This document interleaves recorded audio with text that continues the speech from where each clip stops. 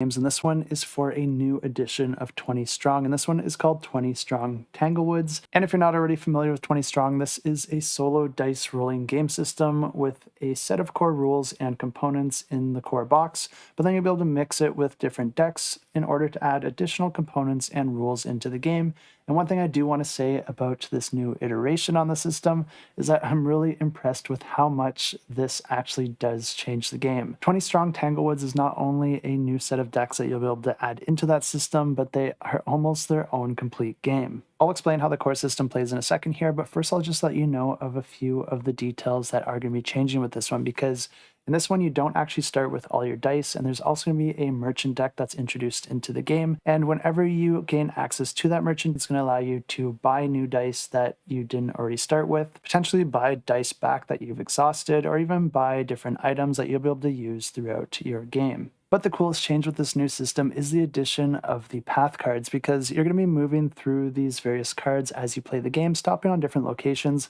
and each location is going to have a different icon associated with it, which is going to determine whether you're going to fight an enemy, have some sort of encounter event, heal or recover dice, or, like I said, visit that merchant. The different icons can also have different types of borders around them, which also modify the effect of that location, adding a little variety even if it does have the same icon. If you've ever played the game Slay the Spire, you're probably familiar with this concept. Another cool change with this system is that you're always going to be fighting the next enemy at the top of the enemy deck. The neat thing about this is that unlike the previous editions of 20 Strong, your tactics skill does not let you go through the combat phase multiple times. Instead, it's going to be allowing you to peek a little bit into the future, and depending on what your tactic value is, you'll be able to draw that many cards and create a queue in order to see which enemies are upcoming. And as you might have already noticed, Tanglewoods is set in a fairy tale world. And there's also going to be 3 new boxes that are introduced into the game with red, white, and gold. Red allows you to play as Little Red Riding Hood going up against the Big Bad Wolf as the final boss, and you will also be able to fight against his wolf pack as well. And I'll just give you a little bit more insight onto how this specific box plays, because the more of those wolf pack members that you're able to beat before you reach the Big Bad Wolf, the weaker the wolf will be when you get there, because you don't actually have to fight every single enemy that you come across, because there are ways that you can avoid or move around them. And for every member of the wolf pack that you don't beat,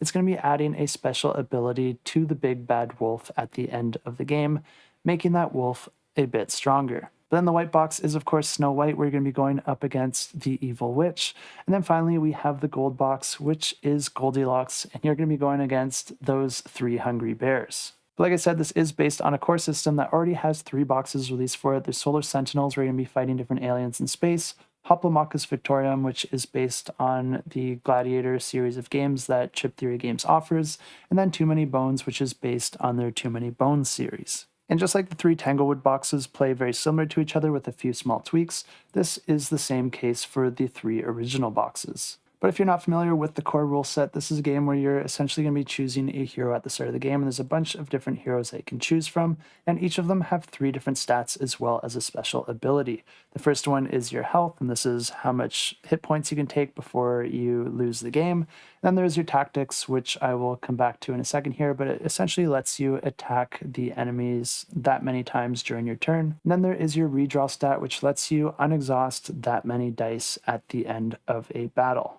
The neat thing about these stats is that these are just your starting stats, and there are different effects and cards that you can gain in order to modify these and even raise them up quite a bit by the end of the game. And this is called 20 Strong because there are 20 dice that you're going to be using, and the remaining 17 dice are all going to be used for combat, with each of the colors representing a different probability of landing a certain amount of hits. The empty circles are a miss, but then you can also land a hit which will do 1 point of damage, and then there are the critical hits which will do 2 points of damage. And this is where things get very different from Tanglewoods, because in the original version of this game, you're going to have 3 decks of enemy cards, and then you're going to be choosing 1 to engage with for that round. Each of the enemies can have different effects, and they can also cause you to draw even more cards that you have to face within that round, which means that you're not always just fighting 1 enemy at a time. But you're going to be choosing any combination of your dice, and then you're going to be rolling them and then applying hits to the enemies however you see fit. If your strategy stat is more than 1, then you can do this again, adding any additional dice into your pool,